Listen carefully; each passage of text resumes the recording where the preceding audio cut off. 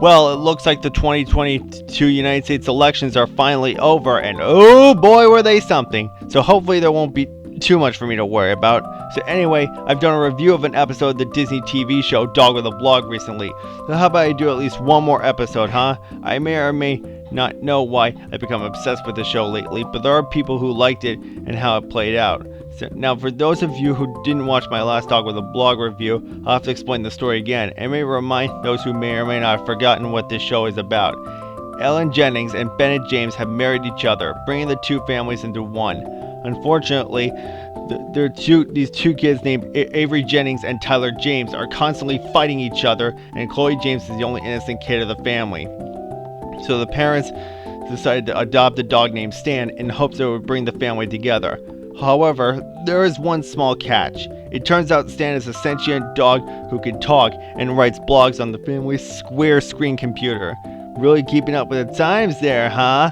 Anyway, the kids immediately find out about the former and vow to keep the fact that he can speak a secret, in the fear that if the parents find out, Stan will be taken away to be experimented on, and they don't find out about the latter until the last episode of season 2. So the episode that I'm going to be covering this time around is the episode that the whole show has been building up to. It's literally the last episode of the entire series, called Stan's Secret is Out, in which Stan's secret is, well, out. And honestly, I'm glad they ended this show here, because going on even a little bit longer would have jumped the shark, if you know what I mean. So how do the parents react to the fact that their pet dog has been talking for 3 years at this point? Is Stan safe to still live in this family, or will his and the kids' fears come true and Stan is taken away to be experimented on, forever dooming Stan's place as a house pet? Only one way to find out.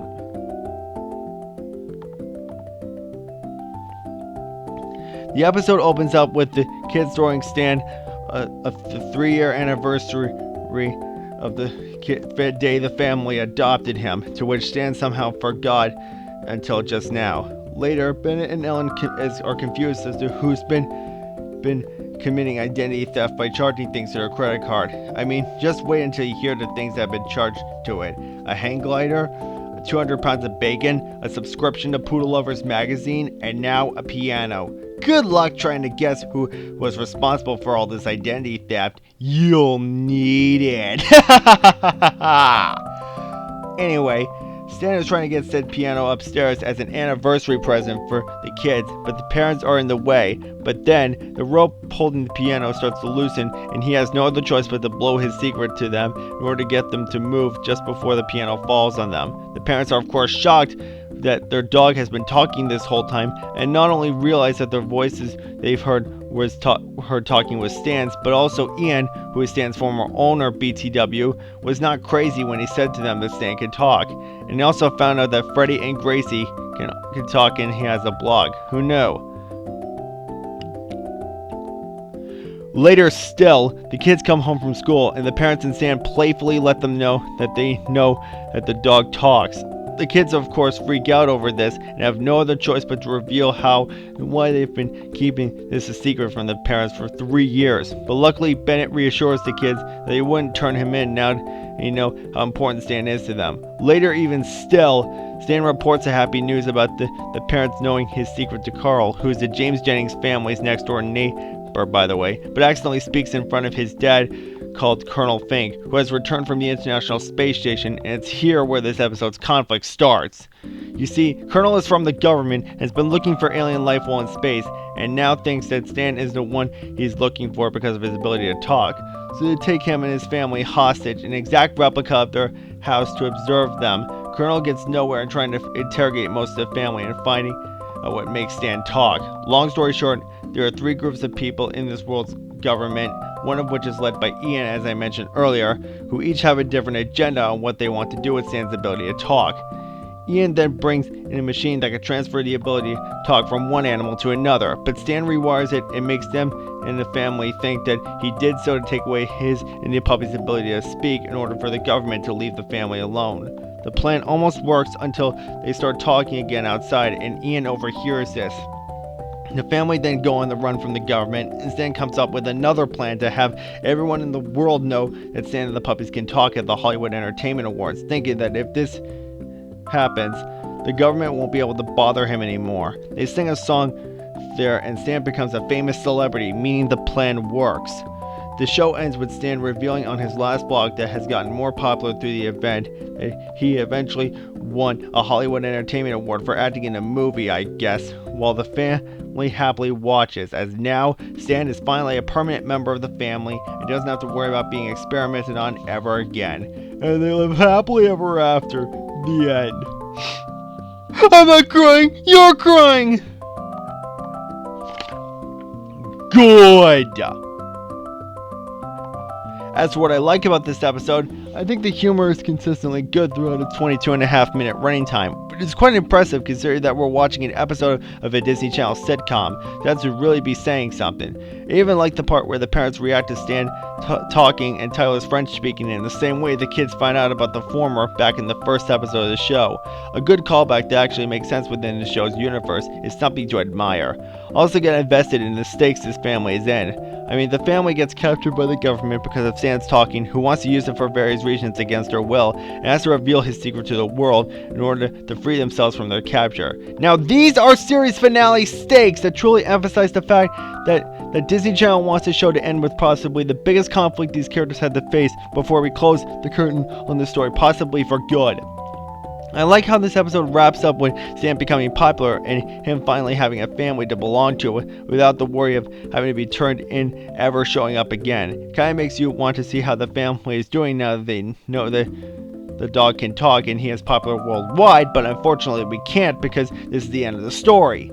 But I guess that can be left up to interpretation. I mean, not every story deserves to be milked for all it's worth, you know. I even liked how much sense it made for the parents to not turn in Stan after knowing he can speak because Stan was adopted in the first place to bring the family together.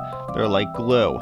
Turning him in would probably revert said family back to square one. Good call. And yes, the episode can be emotional with both how it ends, Bennett reassuring the kids about Stan's safety, and of course, Stan making us believe he took away his voice only to be relieved when it was a trick, which shows that Stan cares about the family's feelings. It's enough to make the audience feel something, and I like it. Oh, yeah, I also like how the parents and Stan teasingly let the kids know that the secret is out, and I think even the song that Stan and the family sing at the Hollywood Entertainment Awards, Talking Dog, is decent for me to listen to. Go figure. Bad! As for what I don't like about this episode, in the pilot episode Stan at the House, when the kids reacted to Stan talking and Tyler says he did it again, Stan replies, "No I didn't, I said woof." And then we see an hour go by on the clock as the kids are still processing the fact that he could talk. I feel like Stan could have said that again when Ellen said the same thing that Tyler said in that episode as a way to make the callback feel complete. Just saying. Also, there are apparently 3 groups of people that we see in this world's government who each have a different plan on what to do with the fact that Stan can talk. I feel like they could have just stuck to one plan like Ian's machine, so the other 2 plans won't seem like filler to the episode, if you know what I mean. Also, how did the government kidnap Stan and his family and put them in the exact copy of their house so effectively? What, did they somehow drug them to sleep off screen? Because it never made clear to me. Also, you'd think that by the series finale, we would learn how Stan and the puppies can talk, but we never do. Granted, he does hint that he traveled back from a future where all animals talk and humans are kept as pets in duck ways apparently, but the episode implies that he was joking. But even if he was not, how can all the animals in the future talk? How did they somehow evolve beyond humans by that time? And why hasn't Stan ever told the family about this when they found out about his secret? And I hope Stan got his answer for the difference between sound editing and sound mixing after the song, because otherwise, how did he not think to ask the question again now the job is done? By the way, the plan of Stan becoming famous so the government would leave him alone would probably not work in my point of view, because I think that whenever something alien gets popular, said government would probably do something about it. But I could be wrong, am I right?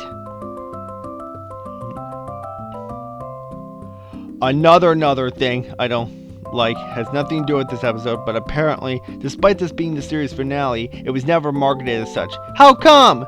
Is it because we were actually going to have more episodes, but Disney Channel pulled the plug on it against the creator's will? I need answers, people.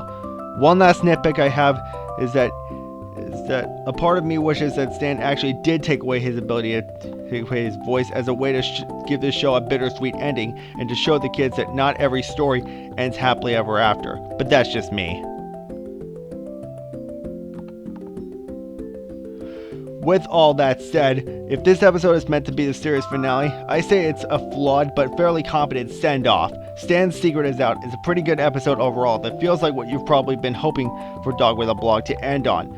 I think it's worth a watch as long as you don't think too hard about it. Although, if you haven't watched this show before, I best recommend watching it in its entirety first, just so you can understand the context of what is being discussed here. Sure, I'm pretty sure there are some filler episodes here and there, but the show is still moving forward towards its end game at the end of the day, so take that as you will. So with all that made perfectly clear, I'm going to give this episode 4 fingers out of 5. Alright, that's it for this video. If you enjoyed it, please consider liking, commenting, subscribing, and or whatever you choose to do these days. I'm the Purple Mario, and animation is a medium for everyone, not a genre for kids, Oscars. So can you please take note?